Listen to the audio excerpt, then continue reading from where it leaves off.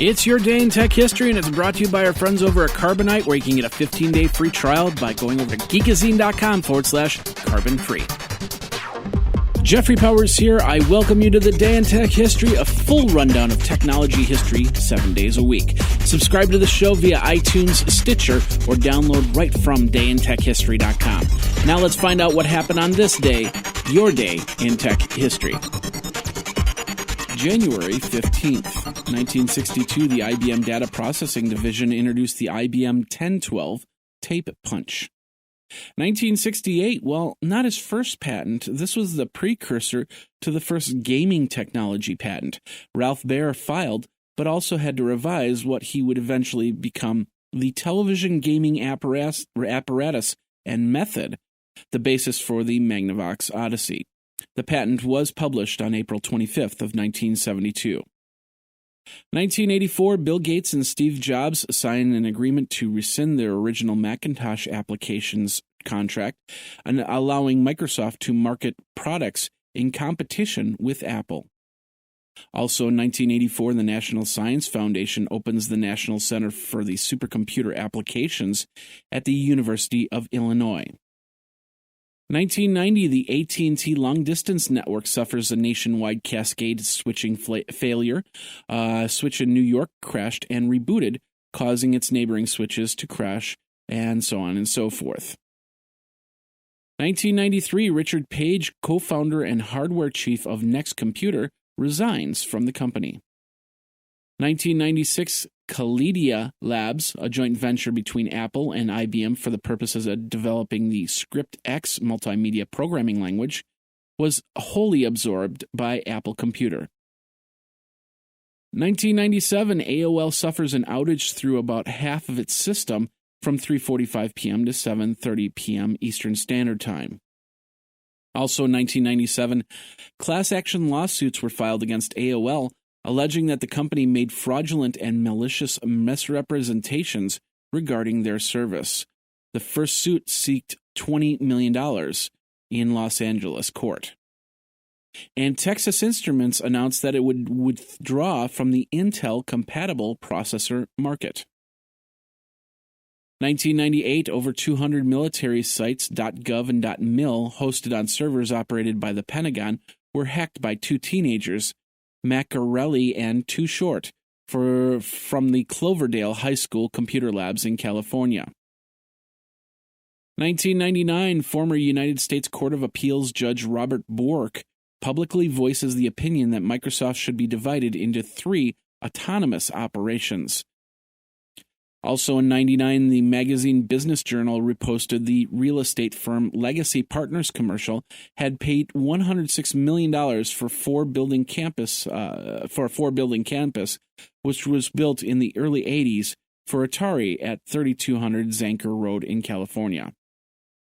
And scientists at Emory University in Atlanta announced that they had invented a device that read brainwaves through the skull to enable paralyzed people to write sentences on a computer screen. Now this word from our friends over at Carbonite who want to help you pursue your passion. January is a month to reflect on what you did the previous year and also plan what you're going to do in the next. One thing you might want to put on that resolution list is to back up your data. And Carbonite is here to help with that. Founded in 2005, Carbonite backs up over 300 billion files to their secure servers, from photos of your newborn to important videos of the family and friends, not to mention those years of scanned documents you've been spending days digitizing. All of it gets stored in their secure cloud, so you're protected from fire, theft, and other acts, but also able to pull it down on your iPad to show those cute pictures to friends and family. Your data is secure and encrypted, and if you're a small business in the healthcare market, Carbonite can help since they are also HIPAA compliant. It's your life backed up for $59.95 a year, a small investment in important files. For more information, you got to check out geekazine.com/carbon-free. That's geekazine.com/carbon-free. Back up now, back up often, back up off-site with Carbonite. Now let's get back into your day in tech history.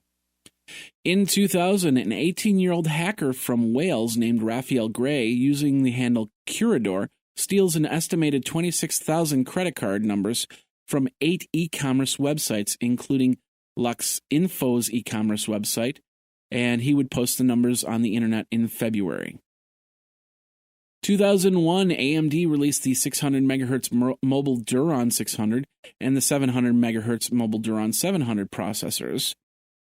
Intel announced plans to acquire Xircom, the manufacturer of mobile computing hardware, for $748 million. And Wikipedia, the open content wiki encyclopedia, was first launched. It would rapidly become one of the most popular references on the internet.